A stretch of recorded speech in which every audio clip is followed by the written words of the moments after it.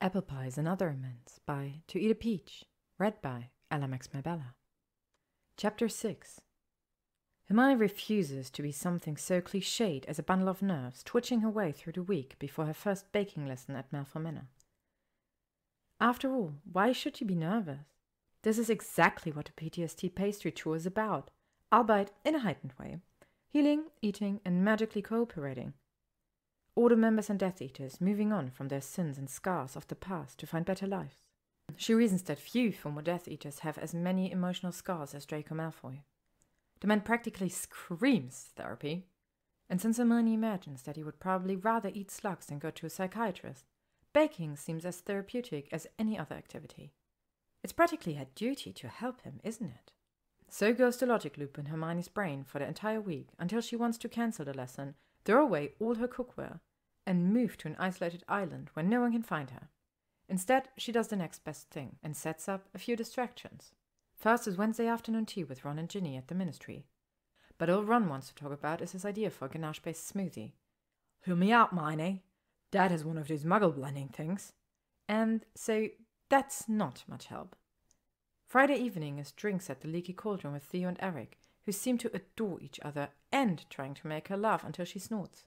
The night ends up being great fun, much more than she expected. But even though Draco's name doesn't come up, Hermione can't help but think of him each time she stares too long at Theo's expensive jacket or well-bred jawline. Finally, when she needs it the most, there's a Saturday morning breakfast at her flat with Harry, only 2 hours before the first lesson. Harry has no idea that he's a pre-date for Draco Malfoy, nor is Harry exactly a morning person, but his best friend has asked him for a favor, so he arrives dutifully at 7 a.m. with a bag of scones and 2 cups of steaming coffee, black, the way they both prefer this early in the morning. "So," Harry says after exiting her fireplace, tossing the bag of scones onto a table and flopping onto the sofa. "Have you picked the bridesmaids' dresses yet?" She groans as she joins him on a neighboring cushion. "I can't wrap my head around why Ginny would want me, of all people, to decide something like that. I get that I'm the maid of honor, but honestly, she knows I'm just going to settle on something purple." "And knit," he says with a fond grin. Hermione punches him in the shoulder, but nods in agreement. "And knit, I mean, we do live in England." "And my wedding's in August, Hermione." "Fine, no knit. Trench coats, perhaps?" "Oh yes," he enthuses. "Perfect, because you could get one for Gin too for the honeymoon, and convince her to wear nothing underneath it so we can." Hermione whacks his shoulders a second time. "Ew, Harry Potter! Just ew!" "I'm a man in love, what can I say?" "Maybe something that doesn't involve me picturing 2 of my best friends naked." He muses, pausing to take a huge gulp of his coffee. "You could distract me from my naked fiancé by telling me why in the bloody hell it was necessary that I be at your flat before the crack of dawn, yeah?" "Dawn broke 20 minutes ago." "Metaphorical crack, metaphorical dawn, and quit stalling." She sighs and leans into the back of her sofa. "Do you remember the side project I've been working on?" "The PTSD PT?" Hermione smiles broadly. Harry understands her love of acronyms, and his understanding is one of the things she loves about him. "The one and only. It seems to have taken a turn for the weird lately." "How so?" "Malfoy, for starters." Harry nearly spits out his next gulp of coffee. "Malfoy? Draco Malfoy?" "No, Lucius." When Harry blanches, Hermione laughs. "Kidding, Harry, only kidding." "Merlin, can you imagine? Although Lucius may be a possibility at some point." Harry's still ashen when he asks, "Hermione, are you going to clarify, or just keep letting me assume that Lucius Malfoy Imperio'd you into making him do that?" Hermione takes a prim sip of her coffee. "That depends. Are you going to ask me to provide a sample souffle for the Auror office to analyze?" Harry groans, so Hermione relents and tells him the whole story. From her first disastrous visit to the manor, to the tea this past Tuesday, to Draco's odd request. She's very thorough, except for the intentional omission of a few minor details, the type of dessert she brought Draco last Saturday, and the way he called her pretty. Or not called her pretty. Whichever. She doesn't know why, but these small things feel personal, and she wants to keep them to herself. "Phew!" Harry breathes once she's finished. That's something, isn't it?" Hermione toys with a loose thread on a blanket covering the back of her sofa. Finally she asks, "Harry, am I doing the right thing here with Malfoy?" Well, that depends, doesn't it? On what? On whether you see this thing as part of the PTSD pastry tour's core mission, or whether it deviates. She hums a thoughtful sound. You know, I've been over this exact question all week, and I think it might be a little of both. But that's not necessarily a bad thing, especially if I can help him, with the drinking and the self-loathing. And the lingering bigotry. And the suits that really are too formal for weekend wear. Harry laughs loudly at that one, and, in a gesture of approval for both the joke and the mission, he reaches over to clutch her coffee-free hand. Is this about that thing you told me when we were in the Forest of Dean? Hermione hesitates, her hand stiff under his. She knows what he's asking. Which of the deep, dark secrets they shared with each other in the deep, dark forest. What she doesn't know is whether she's ready to admit out loud that this secret has almost everything to do with why she said yes to Draco Malfoy. So instead of speaking, Hermione just nods her confirmation. Seeing this, Harry sighs. It's the right thing, then. You're doing the right thing. Good, she says, relieved in a way that she could never explain to him and would never need to. They're quiet for a while, finishing their respective coffees in peaceful silence. Then out of nowhere he says, Goal, huh? Ew, Harry, just ew. Harry flees out of her flat just a few minutes before she's meant to leave. She takes a moment to check her undetectably extended handbag, which she packed last night with supplies for today's lesson. Then she examines her outfit, trainer's jeans and a maroon zip-up hoodie, clothes so casual they will no doubt displease the Malfoy's delicate sensibilities. This idea in turn pleases her, and so she operates, safe in the knowledge that her clothes alone might provide her some defense. When she lands, the electrical gates are already open, probably in anticipation of her visit. True to his word, Draco is also waiting inside the double doors of the manor. Are you really wearing that? She demands upon finally arriving at the entrance. Draco frowns and inspects his own outfit. What's wrong with what I have on? She hates to admit it, but there is unequivocally nothing wrong with how Draco Malfoy looks right now. She'd been expecting the perfect blonde coif and the ubiquitous black suit, neither of which would be appropriate for a morning of sifting flour. But instead, the pale fringe of Draco's hair falls loose to his brows, and he's dressed in a light grey jumper and muggle jeans. Granted, he's also wearing brown wingtips that probably have some Italian surname embossed inside them. Yet for him, the outfit is damn near casual. Not trainers and hoodies casual, but still. You're perfect, Hermione confesses, and her cheeks bloom furiously at his smirk. You expected anything less, Granger? Before she can argue that Draco Malfoy and perfection are hardly synonyms, he motions for her to come inside. The kitchens are at the back of the house. We'll have just a bit of a walk to get there. Kitchens? She shuts the front doors behind her and moves to follow him. Plural? Singular, he calls back over his shoulder as they start walking. But rather large. Sort of feels like a series of interlocking rooms, given the sheer number of pantries. You sound like you're familiar with them.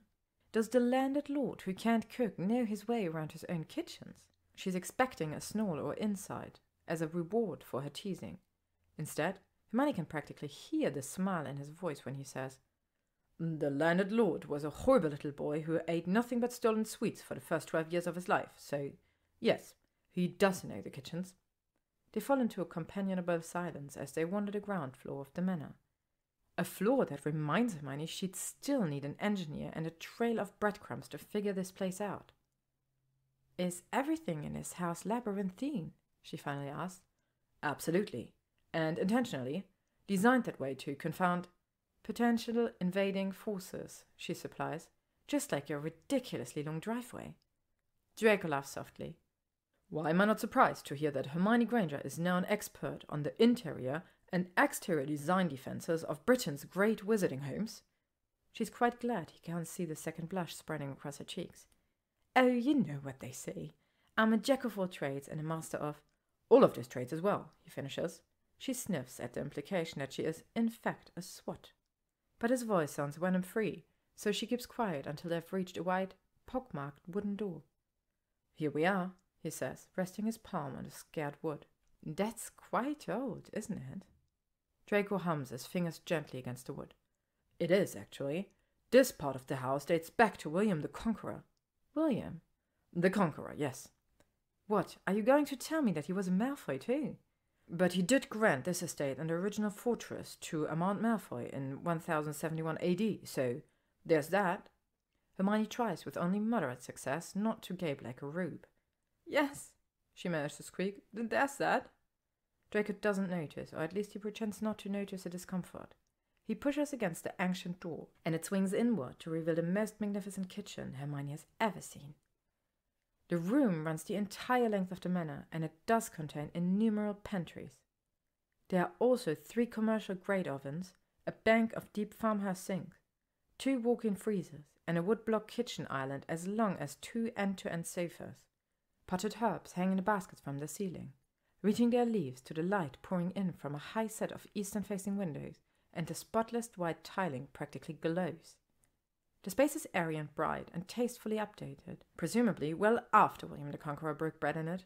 At this moment, however, the most prominent feature of the kitchen would have to be the sheer number of house elves occupying it. Hermione can see at least 8 of them, a huge sum even for a wealthy visiting household. And like Mavie, each and every elf is dressed as if they're about to attend Paris Fashion Week. "Mavie," Hermione asks, "I thought you were meant to have a break right now." "Mavie wanted to see if she could be of service to Miss. We all did." Mavie indicates her companions, many of whom give Hermione cheerful waves. "Well, I actually instructed your master that you were to have the morning free, so he could learn these skills properly." "Master?" Mavie titters, glancing between Hermione and Draco. From the corner of her eyes, Hermione spies Draco making some sort of cease and desist motion at Mavie, but he freezes when Hermione glares fully at him. Ignoring the tense interplay between Draco and Hermione, Mavie merrily repeats, "Master?" as if it's the most absurd thing in the world. "Mrs. Funny, isn't she?" She laughs. The other elves make a chorus of cheery agreement, and they disappear into thin air with a collective pop. Hermione wants to gape more at the kitchen. She really does. But the house elf issue is a burning and figurative hole in her brain. She waits until she's sure that all the elves have gone, and then spins completely around to face Draco. "Okay, what is the deal with your house elves? I thought you people tortured them and dressed them in tea towels. Not that I'm complaining about the change procedure at all, but why does Mavie act like I've grown another hat when I say anything of the sorts? And why are her clothes nicer than yours?" Hermione expects defensiveness. She always expects some kind of defense from him. But once again, the grown-up Draco seems to have a smaller chip on his shoulder than the younger version. He merely gives a rueful shrug. "Another part of our sentencing. Our house elves were freed by the magical edict just after the trials. Some of them chose to stay, of course, especially after we renovated their dormitories into luxury suites. Those that stayed all but run the roost now. No more Master this or Mistress that. They are basically insufferable, and we are mandated to give them what the Ministry deems a fair yearly salary." "May I ask what the Ministry deems a fair yearly salary for Malfoy house elf? If that's not too forward of me." He tells her without hesitation, and she begins to cough so violently he has to fetch a glass of water. Once she is improved, Hermione croaks, "Mavie makes more in a month than I do in a year." Draco takes the empty glass from her and places it in one of the kitchen's deep sinks. "Shouldn't that make you happy, Granger, given your school-age crusade for, what was it, vomit? Purge? Spew? The Society for the Promotion of Elfish Welfare. That's the one." Hermione grimaces. "I'm thrilled for Mavie, truly. Less so for my own vault. Nasty shocks are what you get from not reading trial transcripts. Apparently." He waits another second or two for her to process. Then he shoves his hand into his pockets and rocks back onto his heels. "What's on our agenda for today?" Mostly recovered, Hermione gives herself a little shake for clarity and places her beaded evening back on the edge of the kitchen island. Draco eyes the handbag suspiciously. "What is that thing?" he asks. "What thing? This bag?" He nods. "It's like something my great-aunt Warburga would carry." Hermione's laugh breaks free on its own accord. "I cast an undetectable extension charm on this purse a few years ago. It's not technically licensed, so let's not mention it to anyone else, okay?" Draco gives her a low whistle. "Hermione Granger breaking the rules. What would the Ministry say?" She points a finger at him in mock ferocity. "Nothing if you keep your mouth shut." When he laughs, her shoulders relax a bit. "Speaking of rule breakers, would you believe that I've actually met your great-aunt? In a sense, anyway." "Where?" At the house Harry inherited from your cousin Sirius. Walburga Black's portrait is hanging in the front corridor. Draco groans. I'm sure she's enamored with you well and good, then. She certainly is, which is why I accidentally on purpose used a permanent sticking charm on those nice curtains that hang over her portrait. Shriek the M-word at me a few too many times and see what happens. He coughs awkwardly. Point, taken? She can tell that Draco is unsure of whether he should feel offense that his racist old aunt has been shuttered, or shame that he shared, please let it be shared, the old hag's horrible beliefs. Perhaps both, Hermione decides as she reaches into her purse to pull out large bags of sugar and almond flour, and a handful of spice jars, a carton of eggs, several sticks of butter, a few tiny bottles of gel, and 2 rolls of silicon parchment. Draco clears his throat and moves closer to the ingredients.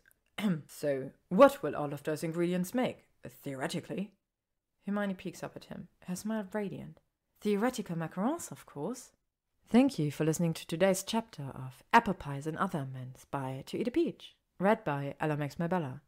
If you would like to stay up to date on upcoming chapters and stories, you can follow me on AO3, YouTube, Instagram, or Tumblr. Thank you to ToEatAPeach for letting me use their story, and thank you to all of you for listening.